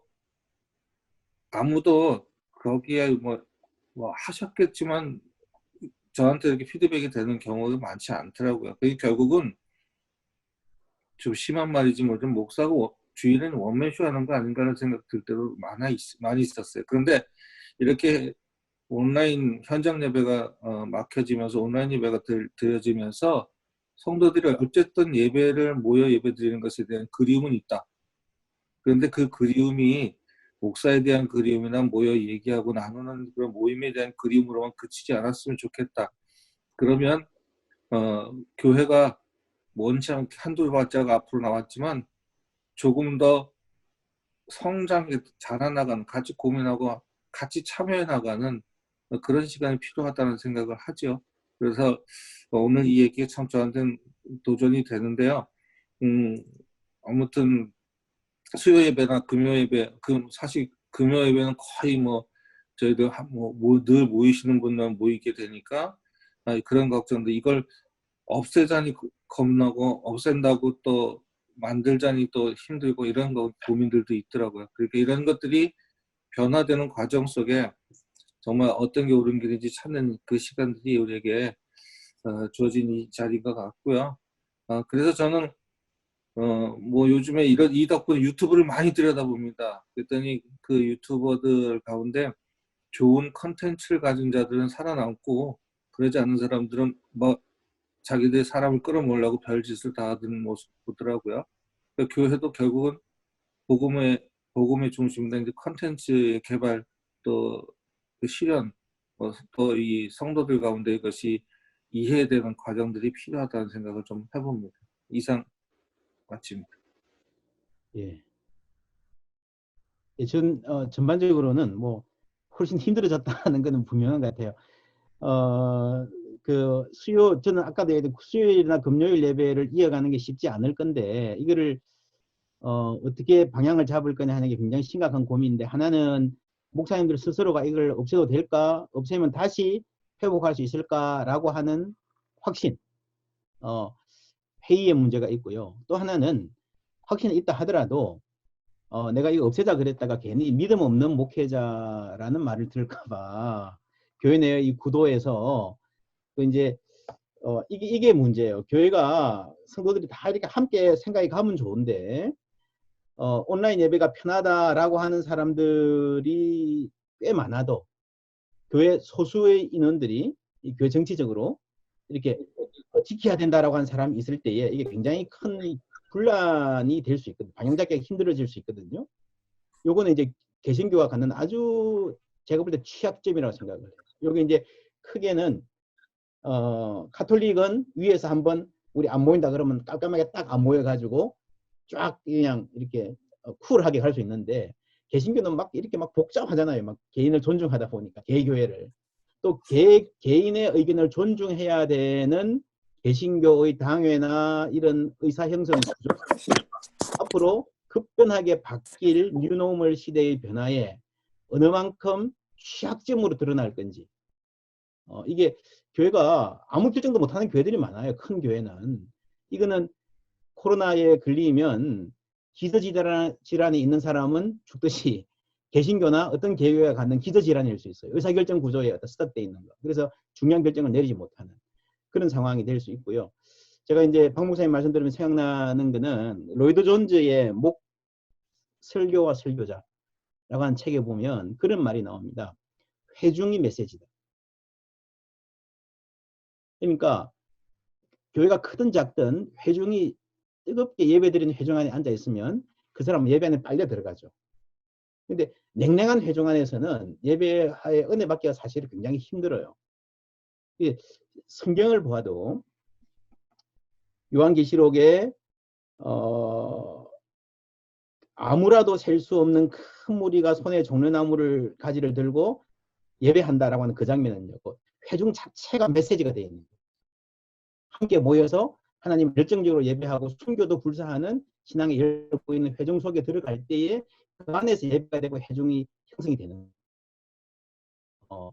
근데 우리 메시지가 목사가 설교의 컨텐츠만 좋아서 은혜 받는 게 아니라 회중 자체가 갖는 다이내믹스, 그거를 상실했을 때에 우리의 교회가 어떻게 살아남을 것인가. 그래서 어떻게 보면 바알에게 무릎 꿇지 않는 7,000인이라고 할 때에 이제 이 엘리야가 눈에 보이는 지지 세력이 회중이 없었기 때문에 절망을 했는데, 없음에도 불구하고 혼자 하나님 앞에 서서 바알에게 무릎 꿇지 않는 7,000인이라는 회중을 상상할 수 있는 능력이 엘리야라고 하는 사역자를 절망해서 구원했다면, 목사도 먼저 진짜 나는 이게 혼자 설교하지만 듣는 회중이 있다라고 하는 어떤 영적인 상상력을 가져야, 확신을 가져야 피드백도 받고요. 해야 목회를 계속할 수 있고요. 사실 어떻게 보면 이게 성도들이 돌아올까 안 돌아올까도 문제지만, 설교자인 내가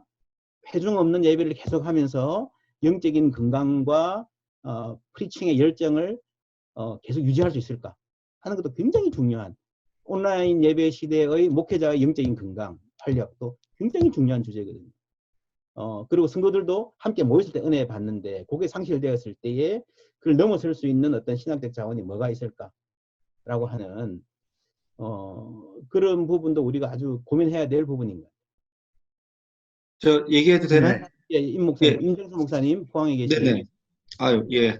반갑습니다. 이렇게, 저도 이거 지금 줌이라고 하는 걸 지금 처음 하는데, 예, 그러니까 현장성이 이렇게 느껴지네요. 목사님들 이렇게 표정도 같이 보고, 오늘 참 좋은 시간인 것 같은데요. 얘기들이 쭉 같이 나온 것처럼, 보면 이제는 그 온라인이라고 하는 것을 우리가 뭐 이렇게 표현하는 게 어떤지 모르겠는데, 판도라의 상자가 열린 것 같아요. 이제는 다시 그거를 담을 수 없고, 이제는 이 온라인 예배에 대해서 우리가 받아들여야 하는, 다시 이제 이 코로나 사태가 끝났다고 해서 다시 이제 온라인 다 닫고 이전처럼 현장에서만 예배 드리자 하기는 좀 어려운 시대가 된 것 같습니다. 이제 선택의 문제가 아니라 이제는 이걸 받아들여야 되는 그런 시대가 아닌가 싶습니다. 그래서 지금 아까 우리 김동준 교수님 말씀하신 것처럼 저는 이런 생각을 해요. 그러니까 이 온라인에서 드릴 수밖에 없는 사람들, 또는 그게 편의해서 그쪽으로 가는 사람들은 어쩔 수 없고, 그러나 현장에서 예배당에서 예배를 드리는 것이 훨씬 더 은혜로운 예배를 우리가 개발해야 되지 않을까. 예를 들면 아까 카톨릭에서 예배를 6주 동안 드리셨더니 굉장히 은혜가 있었다 그런 말씀하셨는데요.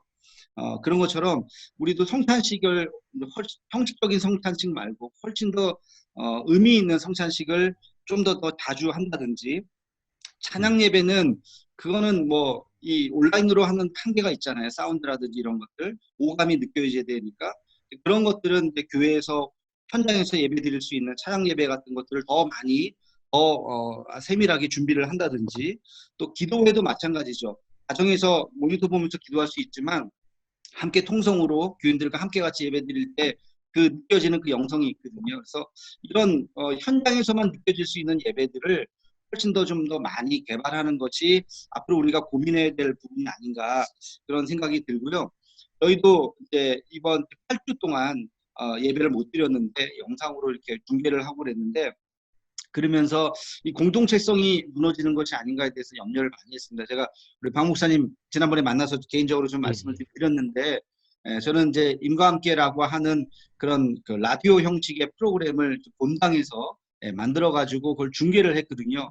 굉장히 많은 그 뭐 조회수가 전부는 아니지만 조회수를 보면 거의 주일 출석하는 숫자 그 이상으로 접속을 해서 그걸 다 보시고 피드백도 주시고 하더라고요. 그래서 반드시 이게 꼭 뭐 큰 교회로 쏠림 현상이 저는 그렇게 많지 않다고 생각해요. 큰 교회로 쏠리지 않고 그 한 번, 두 번 뭐 명설교 들으면 좋을지 몰라도 거기에서는 공동체성이 느껴지지가 않거든요.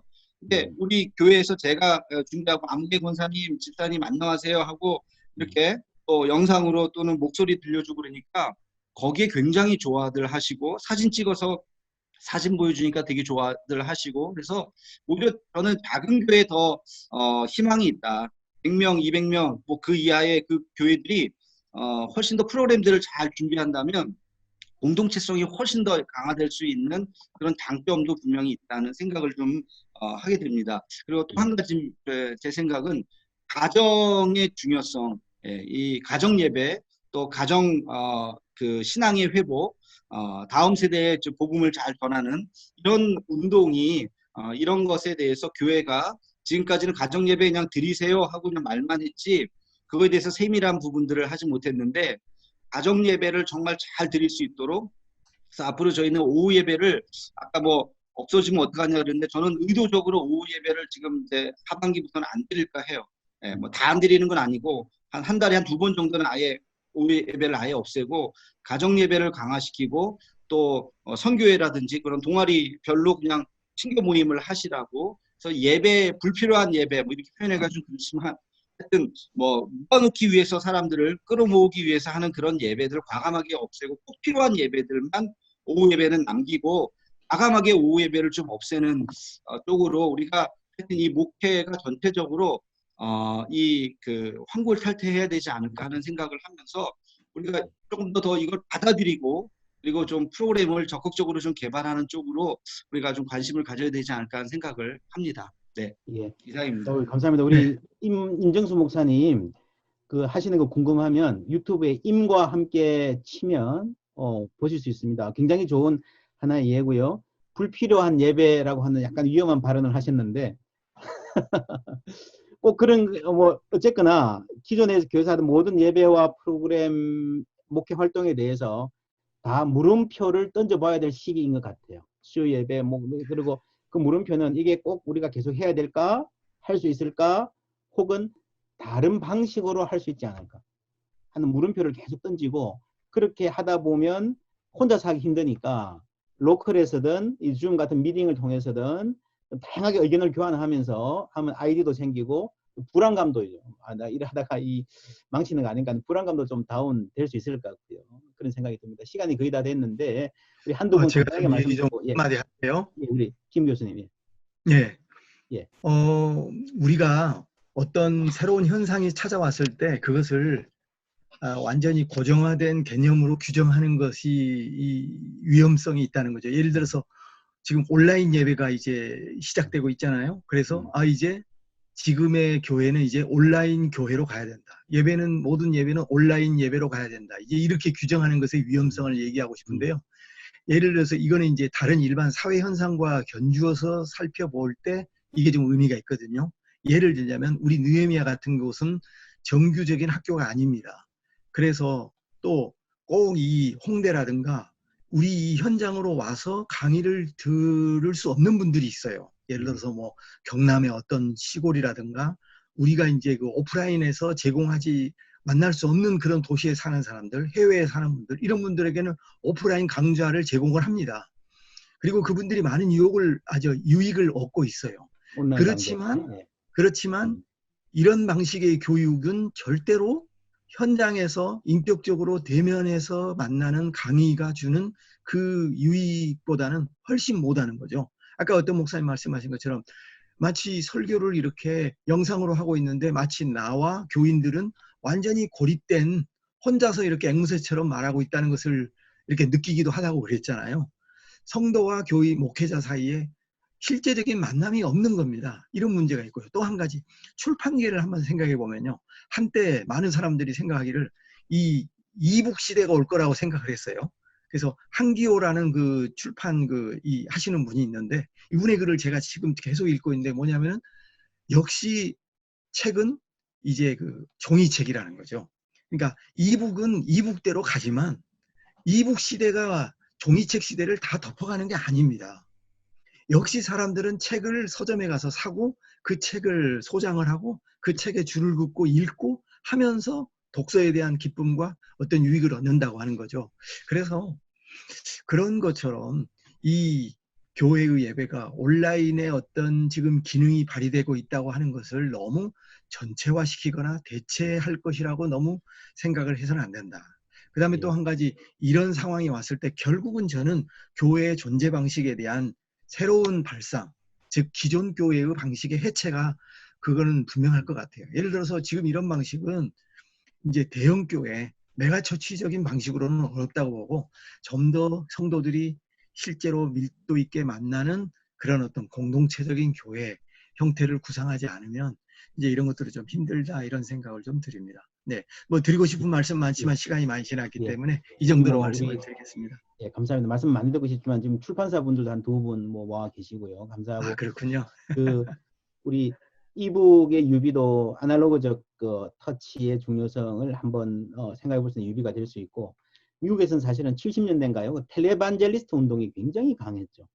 그래서 막 그 전부 다 TV 때 대형 스타들이 등장해가지고 TV 칼라 TV가 나오면서 굉장히 했는데 완전히 침몰했어요. 침몰한 이유는 이게 뭐 매체의 한계라기보다는 현장하고 떨어지니까 이 사람들이 스타가 되니까 도덕적으로 타락해가지고 사고를 쳐가지고 완전히 무너져서 한동안은 그쪽으로 쫙 많이 쏠렸다가 다시 이제 로컬 처치로 돌아오는 웨이브가 있었는데 장기적으로 어떻게 될지는 어쨌거나 그런 케이스들이 참고도 되고 소망도 되는 것 같아요. 우리 그 최근에 그 칼빈의 공동선에 대해서 글 쓰신 우리 송영훈 목사님 우리 예배에 대한 글도 쓰셨는데 말씀 들어보고 혹시 꼭 하시고 싶은 말씀 있으면 간단하게 해주시고 다른 분들 마무리하면 될 것 같아요. 송영훈 목사님 생각 좀 들어볼까요? 네, 안녕하세요. 송영훈입니다. 오늘 박영원 목사님 또 김동춘 교수님 귀한 대담을 잘 들었습니다. 저는 이제 몇 가지 부분을 좀 생각을 하게 되는데요. 첫 번째로는 우리 한국 교회가 이번에 코로나 사태 때 일부 교회는 우리가 온라인으로 예배를 드렸지만 또 상당수 또 교회들은 또 어떻게 해야 될지 결정하기가 좀 어려웠고 또 지난 부활주일에 보면은 또 많은 교회들은 또 현장 예배를 또 강행하는 모습도 있었습니다. 그런데 그 미국 크리스천리티 투데이에 보니까 브라질 교회가 재미있더라고요. 제가 한 3년 전에 그 500주년 행사가 있었을 때 비텐베르크에 가서 그 브라질의 이 프로테스탄트 개혁교회 목사님들을 뵀었는데 전 세계에서 오신 목사님들 중에 제일 뜨겁고 아주 열정적인 분들이어서 상당히 인상이 깊었는데 지금 브라질이 전체 인구가 한 2억 1천만 명 정도 되는데 그중에 한 1억 3천만 명이 로만 캐톨릭이고 프로테스탄트 교회가 몇 해 전에는 한 4,500만 명 정도 됩니다. 그리고 최근에는 인구의 한 30%, 그러니까 한 6천만 명 정도가 지금 프로테스탄트 교회로 지금 분류되고 있는데 이 브라질의 대통령이 이 프로테스탄트의 지지를 받아서 지금 현재 집권하고 있는데 이 브라질 대통령이 이 경제 불황이 올까봐 사람들이 다 집에 들어가 버리면 안 되니까 좀 나와서 특히 프로테스탄트 교회가 좀 앞장서서 주일 예배를 드리면 안 되겠느냐라고 제안했을 때 상당히 재미있게도 프로테스탄트 교회 전체 목사님들과 전체 교회가 그거에 반대를 했다는 거예요. 왜냐하면 이 브라질의 이 프로테스탄트 교회가 브라질 전체 국민의 안전을 위해 존재해야지 어떻게 해서 그 안전과 생명을 지장을 주는 일에 초래할 수 있느냐 해가지고 그래서 오히려 그 대통령이 아주 혼쭐이 났습니다.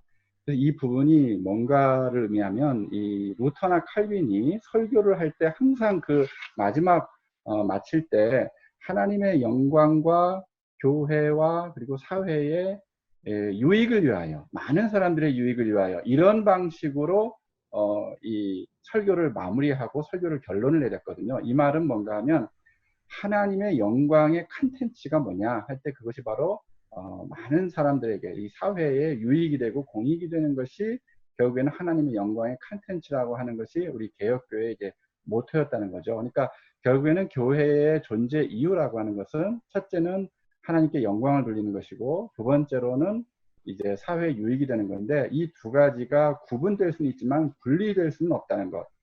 그래서 교회가 존재하는 이유가 우리가 하나님께 수직적으로 예배를 드리기 위해서만 존재하는 것이 아니라 그 하나님께서 보시기에 좋았다라는 이 세상의 샬롬을 위해서 우리가 그 사회의 공익을 위해서 이웃의 유익을 위해서 이 교회가 가장 최전선에서 그 변혁적인 삶을 살아야 되는 것이 이 교회의 존재됨이라고 하는 것이 루터나 칼빈이 항상 설교할 때 강조했던 것이고 그것이 결론의 내용이었어요. 언제나. 그런데 우리 한국교회가 예배와 이 사회 공익을 유지하는 이 부분에 있어서 너무 이분법적으로 그동안 해왔던 것에 대한 어떤 반성적인 시점이 아닌가 싶고요.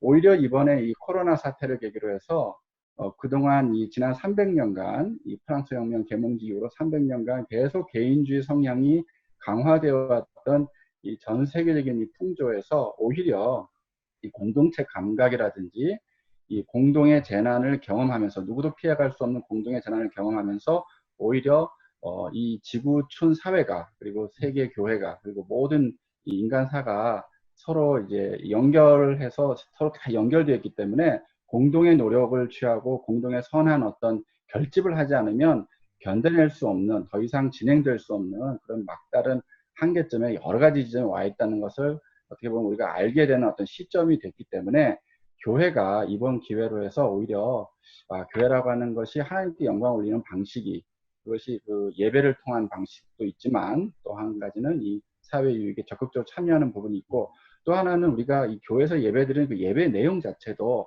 너무 번제 중심, 또 속건제, 속죄제 중심의 어떤 기존의 그 속죄 신학에만 근거한 그런 예배에만 우리가 치중할 것이 아니라 이 예배 내용 자체도 이런 화목제적인 성격, 그러니까 이 사회에서 우리가 그리스도인들이 어떻게 하면 이 사회 유익을 위해서 좀 더 우리가 이제 본이 되는 삶을 살 것인지를 고민하고 그것을 위해서 기도하는 그런 부분이 필요할 것 같고요. 마지막으로 한 가지, 칼빈이 그 주일에 대해서 이런 얘기를 했습니다. 기독교 강의에 보면은 주일에 무슨 신비로운 어떤 아주 영험한 그런 것이 있어서 우리가 주일날 모이는 것이 아니라 그날이 주님께서 부활하신 날이기도 하지만 쉽게 얘기하면 사람들이 모이기로 합의한 날이라는 거죠.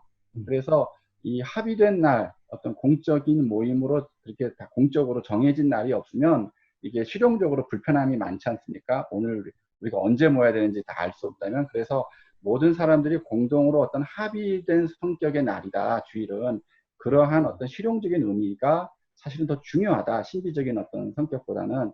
이런 것이 또 우리 개혁교회 신학의 바탕이 됩니다. 그런 의미에서 우리가 앞으로 이 예배를 너무 우리가 이제 율법적으로나 또 이제 의례적으로만 생각할 것이 아니라 사람들이 이렇게 변화된 상황에서 어떻게 하면 모이기에 좀 더 유익할 수 있고 좀 더 사람들이 많이 접근할 수 있는 그런 방식과 그런 여러 가지 내용들을 우리가 적극적으로 노력해서 가능한 한 사람들이 여러 가지 형태로 우리 교인들이 모일 수 있는 그런 장을 적극적으로 이렇게 우리가 창출해내는 방식이 아마 우리 목회자들과 교회에 주어진 그런 도전이 아닐까 싶고요. 마지막으로 소설가 조성기 씨가 쓴 한경집 평전에 보면 한경집 그 목사님의 설교를 듣기 위해서 사람들이 몰려들었다기보다는 그 당시에 한경집 목사님 자체를 보고 싶어 했다고요. 사람들이. 그 메시지도 메시지지만 그 말은 뭔가 하면 한경집 목사님을 우상시했다는 것이 아니라 그 한경집 목사님을 딱 보기만 해도 그냥 가까이에서 직접 대면해서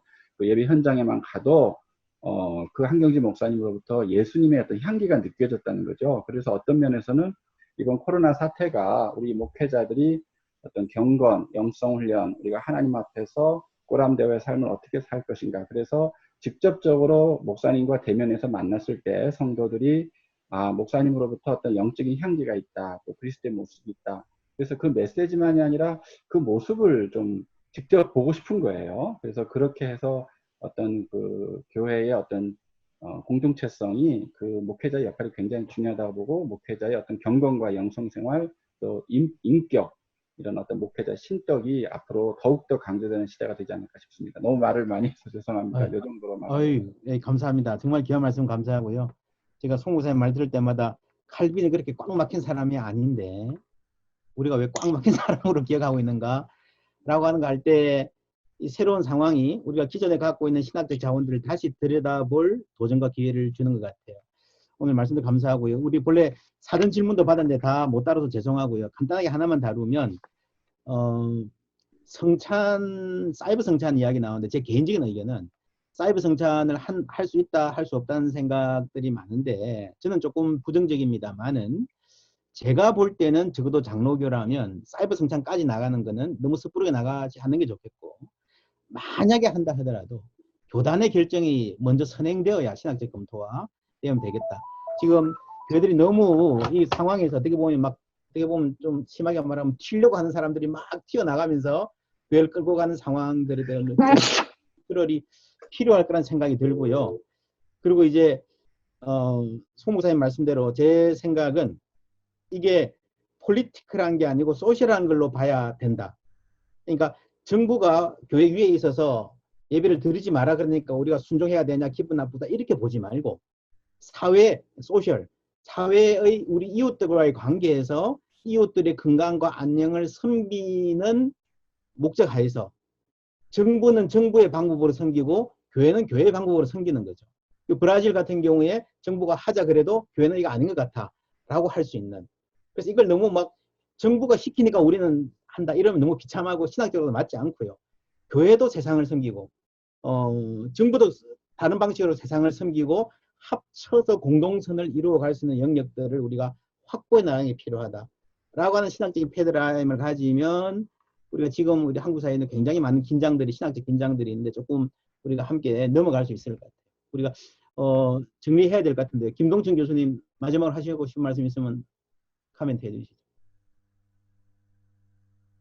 오늘 전체적으로 그 박 목사님과 또 송 목사님의 이야기를 들으면서 야, 참 우리 통합측 목사님들이 우리 총신 목회자들보다 훨씬 더 칼빈적이구나 이런 생각을 했고, 생각보다 교회 전통의 그 의식도 갖고 있고 또 개방적인 생각도 갖고 있고 이래서 참 좋은 시간이었던 것 같고, 우리 정한조 목사님께서 오신 것 같은데 한 말씀을 못 드려서 약간 아쉽긴 합니다만은 사회자로서 기회를 주실 수도 있는지 모르겠네요. 네. 예, 우리 정한조 목사님 초청 들어왔으니까 잠시 한 말씀 생각 나눠주시죠. 예, 안녕하세요. 정한조입니다. 들립니까? 예, 잘 들립니다. 예. 네. 그냥 저는 되게 아주 많이 유익했고요. 그냥 제가 생각하는 또 저희 교회가 하고 있는 거 잠깐 말씀을 드리면, 저희 교회는 주일 예배만 예배라고 부르고요. 나머지 예배는 그냥 새벽 기도회, 수요 성경 공부, 그다음에 구역 공부 그렇게 부릅니다. 그래서 저희 새벽 기도회나 수요 성경 공부 등 다 그냥 그 전부터 인터넷 생중계 다 했고요. 그리고 교회 오지 말라고, 가까이 있으면 오고 멀리 있으면 오지 말고 인터넷으로 해도 괜찮다고. 그러니까 우리가 주일은 정말 와가지고 자기를 주기해서 드리고 나머지는 그 영적 유익을 위한 시간이니까 그렇게 나누어서 하자고 했던 것을 그냥 지금 강의를 들으면서 참 잘했구나라고 그냥 생각이 들고요. 아까 박영 목사님 말씀하신 대로 우리가 이게 끝이 났을 때 그 그리움 또 어떤 친밀감, 이게 어떻게 다시 회복할 것인가가 제일 큰 숙제가 될 것 같습니다. 그래서 아무튼 좋은 강좌 열어주셔서 감사합니다. 굉장히 통찰력이 뛰어나셨고 또 제게 많은 얘기 됐습니다. 고맙습니다. 예, 감사합니다. 우리 다 말씀 들어봤으면 좋겠지만 시간에 한정이 있어서 죄송하고요. 오늘 함께 해주셔서 감사합니다. 저희 미래목회연구원 계속 이렇게 사이버상에서 사회 계속하고 있고, 저희들이 프로페사이도 말씀 묵상으로 함께 나누는 것도 최근에 우리끼리 한번 시작해봤어요. 그래 매주 모여서 말씀 묵상 나누는데 굉장히 좋은 것 같고요. 기회가 되면 또 연락이나 기회가 주어지면 함께 하실 수 있도록 연락드리도록 하겠습니다. 우리 정 목사님 미래목회 말씀연구회 사무총장이신데 사무국장이신가요? 예. 광고 있으십니까? 예. 네, 우리 다시 한번 이 시간을 위해서 준비해 주신 박용호 목사님과 또 우리 김동춘 교수님, 또 짧은 시간 안에 저희가 이렇게 신청자를 모집했는데 이렇게 함께 해주신 모든 목사님들께 너무너무 감사의 말씀을 드립니다. 네, 모두 너무 감사드리고요. 다음에도 이런 의미 있는 시간을 좀 만들어서 만나 뵐 수 있는 그런 시간을 좀 갖도록 하겠습니다. 아까 혹시 자료를 못 받으신 분들께서는 저희 미래목회와 말씀연구원 홈페이지를 찾아주시면 이번 자료 외에 또 그동안 해왔던 많은 자료들을 함께 공유할 수 있으시니까 한번 방문해 주시면 좋을 것 같고요. 또 아까 우리 원장님께서 미리 말씀을 드리긴 했는데 오늘 이 자리가 지금 저희가 녹화로 진행되고 있습니다. 혹시 본인의 얼굴이나 또 성함이 밝혀지지 않기를 원하시는 분께서는 저희 연구원이나 저에게 연락을 주시면 저희가 편집해서 나갈 수 있도록 하겠습니다. 저희도 지금 온라인으로 많이 준비하고 있는데요. 우리 원장님께서 말씀하신 말씀 프로페사이 외에 북토크나 이런 것도 온라인으로 지금 업로드 예정입니다. 그래서 저희 미모건 사역에 많은 관심 부탁드리겠습니다. 마지막까지 함께해 주셔서 너무너무 감사합니다. 네, 우리 원장님께서 마지막 기도해 주시고 마무리할까요? 예, 제가 기도하겠습니다. 하나님 감사합니다. 전에 없던 상황을 맞아서 많이들 당하고 힘든 가운데도 하나님 섬기며 예배하기라는 열정으로 모였습니다. 하나님 우리 각 목회자들 목회자의 현장 주님 지켜주시고 하나님 이 어려운 상황에서 더욱더 창조적인 생각과 하나님 순종하는 마음과 하나님 또 성실함으로 신실함으로 이 어려움 잘 이겨내며 주님께 영광 돌리고 이 사회 공동선을 세워 나가며 이웃에게 유익을 끼치는, 또한 우리 후배들에게 좋은 기독교 교회 물려주는 목회자들, 신학자들 다 될 수 있도록 은혜 베풀어 주시옵소서. 감사합니다. 예수님의 이름으로 기도하옵나이다. 아멘. 여러분 네, 감사합니다. 감사합니다. 네, 손 흔들고 마치겠습니다. 네, 감사합니다. 감사합니다.